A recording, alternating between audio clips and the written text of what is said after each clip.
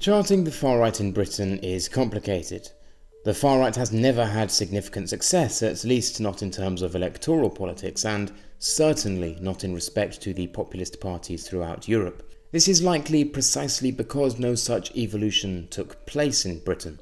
Far-right parties in Britain have tended to remain far-right, thoroughly indebted to fascism and neo-Nazism, which has in turn severely curtailed their ability to gain mass appeal, and this goes a long way in explaining the differences in outcomes we've seen between, say, the BNP in Britain and the Front National in France. However, despite this lackluster showing, the far right in Britain has historically had significant influence throughout the continent. The birth of the Front National in France was largely influenced by the National Front's formation in Britain. The proliferation of the skinhead subculture and the birth of a specific genre of music, RAC, or Rock Against Communism, are all exports of the United Kingdom. In order to tell this story, we need to go back a long way. This is the first in a three-part series, starting with the first fascist, National Socialist and far-right movements in Britain, followed by a discussion of the National Front, and finally the third video will analyse the successes and the failures of the British National Party. The British have never been susceptible to the extremes. Never has a fascist movement gained much credibility, nor fared well at the ballot box. The same can be said for a communist party. The fascist scene in Britain prior to the Second World War was fractured, consisting of numerous small and irrelevant groups such as the British Fascists, whose only achievement was electing 2 councillors in Lincolnshire in 1926. More significant perhaps was the British Union of Fascists, founded by Oswald Mosley in 1932, who had already patched together some credibility through a stint in Parliament with the Conservative Party. At their peak, they could claim tens of thousands of activists and even courted the support of the Daily Mail newspaper. They had their only councillor ever elected in Suffolk in 1938, but never really pursued a particularly strong electoral strategy. Instead, Mosley sought power through extra-parliamentary means, further undermining its ability to ever become a strong political force. Also of significance, perhaps more so than Mosley, was Arnold Leese, a vet who specialised in the treatment of camels, who later became a significant anti-Semite and had lasting influence over the direction the far right was to take. Leese came to view Mosley, and eventually even Mussolini himself, as a kosher fascist, not giving enough attention to the so-called Jewish question. Leese cut his teeth in the British Fascists, becoming one of their 2 elected councillors, but later went on to found his own group, the Imperial Fascist League, in 1929, which drew more from National Socialism. Indeed, the party emblem was a swastika superimposed on a British flag, and devoted considerable energy trying to raise awareness about the continuous enmity between the Jewish and Aryan races. Leese was imprisoned during World War II. Upon release, the IFL had fallen apart, but Leese remained active, publishing the anti-Semitic magazine Gothic Ripples, complete with a regular column entitled Nigger Notes. Leese died in 1956, but didn't fade into the abyss. He was the mentor of the young Colin Jordan, who would strongly influence the direction of the British far right for years to come. The far right post-World War II was initially dominated by the League of Empire Loyalists. The group was primarily concerned with immigration from the Commonwealth and the collapse of empire, and was founded by A.K. Chesterton in 1954. The party was never strongly ambitious electorally speaking, and instead preferred to spend its time heckling more moderate Tory politicians and staging provocative street activities. It could never boast more than a few thousand members. However, its influence was long-lasting. It was here that Colin Jordan, John Beam, Martin Webster and John Tyndall set out on their political journey. Indeed, it was upon reading A.K. Chesterton's journal Candour that Tyndall came to believe in a global Jewish conspiracy.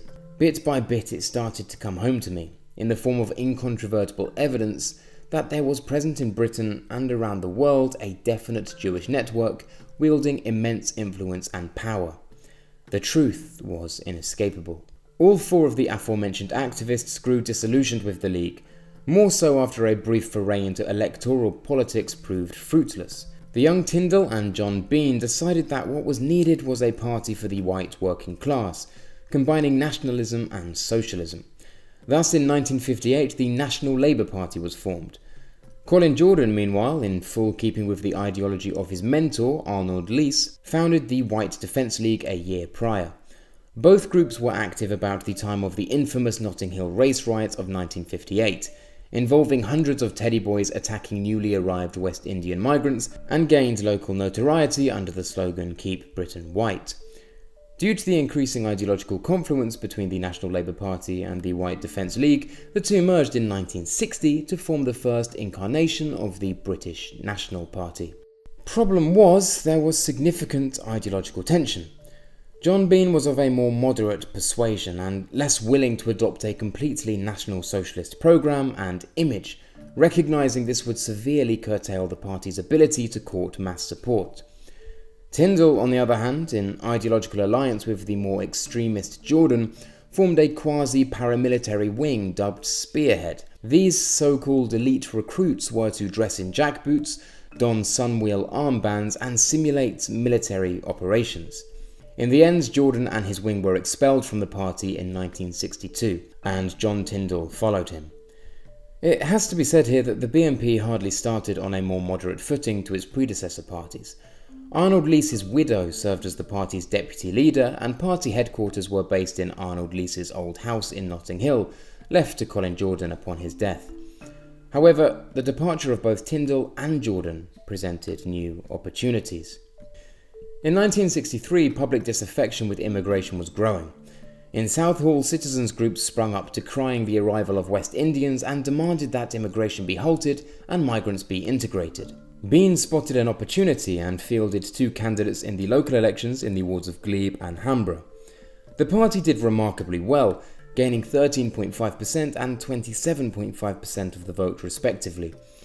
Capitalising, Bean stood in the national elections in Southall in 1964 and obtained 9% of the vote, the most votes ever procured by a race-based party at that point. Moderation for John Bean was proving fruitful. Meanwhile, Tyndall and Jordan were venturing further into the political fringes, and founded the National Socialist movement on Hitler's birthday, 1962, with the stated aim of freeing Britain of Jewish control, and whose members of future note were to be Andrew Brons and Martin Webster. Public activities became increasingly violent, and physical confrontation between them and organised left-wing and Jewish groups became commonplace. On one such occasion, on the 1st of July 1962 in Trafalgar Square, Tyndall likens Jews to a poisonous maggot feeding on a dead body in an advanced state of decay. Riots soon ensued. The resultant publicity led to a government crackdown. Special Branch was already closely monitoring Tyndall and the activity of his paramilitary group Spearhead since his BNP days, but their increasingly violent rhetoric led to charges under the Public Order Act of 1936. An act, by the way, initially passed to curtail the activities of the British Union of Fascists. The NSM's headquarters were raided, turning up Nazi memorabilia and an array of weaponry. Both Tyndall and Jordan ended up in prison, with the party being subsequently headed by one Martin Webster, who had recently defected to the NSM from the League of Empire Loyalists. Jordan was released prior to Tyndall in 1963, and so the seeds were sown for another split. Tyndall had found himself quite taken with Françoise Dior, niece of the famous fashion designer Christian Dior. Indeed, in 1962 he was actually engaged to the woman. Unfortunately for him, by 1963 she was set to marry his comrade, Colin Jordan, while he continued to languish in prison. The two had a very public ceremony that was caught on tape. The so-called very Nazi wedding was met with rotten eggs and apples as the couple were greeted with a cavalcade of projectiles. The two then had a subsequent ceremony at Arnold Leese's former residence in Notting Hill, involving a bizarre ceremony of the two cutting their ring fingers and commingling their blood over a copy of Mein Kampf. Needless to say, within a few months the two had a very public breakup.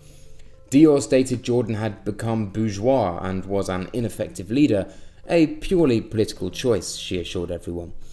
Of course, the event was a farce and a very public spectacle.